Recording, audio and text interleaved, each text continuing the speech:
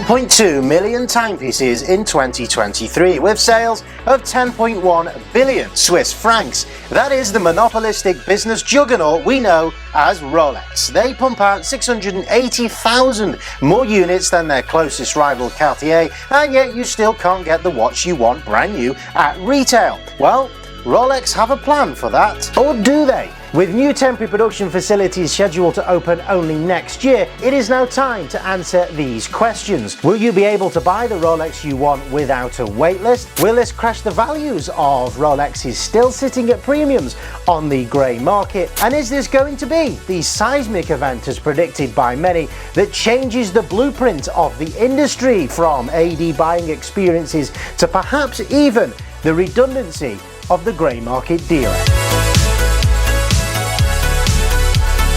Welcome back, guys. Now, we all know the story about availability at your local authorized dealer. It is hard to get your hands on a new Rolex that you really want. Back in November 2022, you may recall that we heard news that Rolex intend to open some new factories to allegedly, on face value, meet that demand. Now, only this week we got further details on their plans to build those new factories in the region of Bull. They will launch a £1.1 billion factory that is expected to commence production in 2029. However, in the meantime, to aid in speeding up this manufacturing capacity, Rolex has built 3 temporary factories. These new temporary sites will have between 250 to 300 Rolex employees. What does this mean then in real terms to the enthusiast, collector, and of course guys like me who are grey market dealers? I think it's fair to say, of course, we're going to see a increased supply in production of Rolex watches.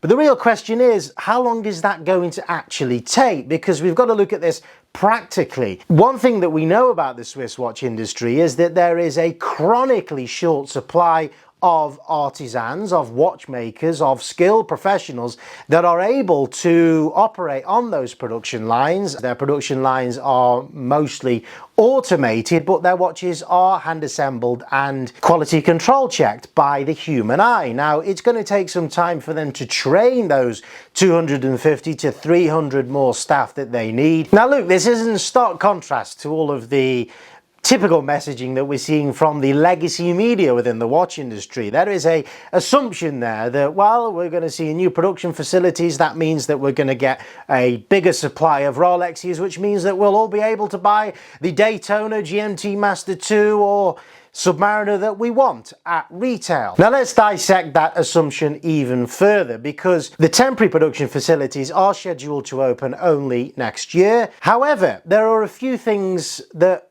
are still unknown and we will never really know about in terms of greater detail. Now, what is there to say that with those new production facilities that Rolex are building, that they are going to focus production on those stainless steel sports models, on those watches that we actually want? Because guys, now we live in a world where you can actually pick up a Rolex probably straight away at your local authorized dealer. Gold pieces, there are many gold pieces that Rolex ADs now have sitting around the back. Two-tone models, ladies pieces, even smaller 36mm Datejust models now can be picked up with as little as a couple of weeks on a wait list. Now, it could be that they intend to produce more of those watches, not necessarily the stainless steel sports watches that we want, but perhaps that production facility may even be a gold foundry where they focus production on their most profitable pieces, which are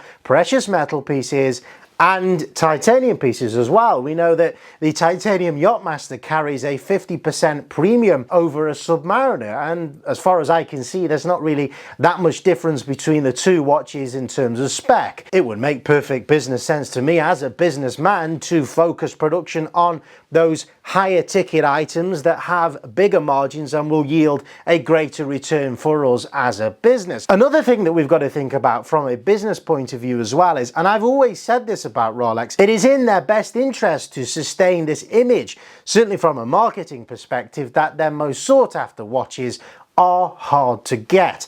That only adds to the luxury aspect of the Rolex brand, and I do feel it is imperative to the Rolex brand going forward that they can sustain that impression that a Rolex or the most sought after Rolexes are a good investment. I say that with bated breath. Of course, that is the wider general public opinion, and if we have a situation where all Rolexes are easy to get and there aren't premiums on the secondary market for certain sought after steel sports watches, then that Rolex is a good investment idea goes away. And that isn't something I feel that they want, because look, if they're going to be able to keep pushing retail prices up, they're going to still need certain watches maintaining a premium on the secondary market for them to just be able to keep selling them. There's that rational moralization there for a prospective buyer to just snap that watch up and sell it on, because they know that it's still a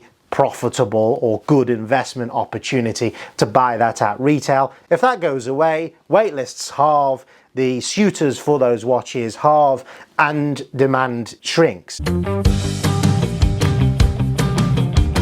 Let's get back to that assumption then that Rolex's new production facilities, which will open in as early as 2025, that assumption that somehow it will meet demand more and waitlists will shorten at authorized dealers. Now, what we've got to remember is that we are still at a point where supply is so far below the demand, despite the market correction and decline we've seen over the last 2 years in the general industry. It is easy to suggest that while this new production will help that to some degree, but Rolex as a brand are growing year on year. We can see that demand for Rolex in the USA grew from 2021 to 2023 by 35%, Hong Kong 10%, Japan 28%, the United Kingdom 30%, Germany 27%, France 34%. It is a story of rapid growth. Now, we're not going to see that kind of growth going forward. As I said, that was what I call the hype bubble, where everything was rallying and the economies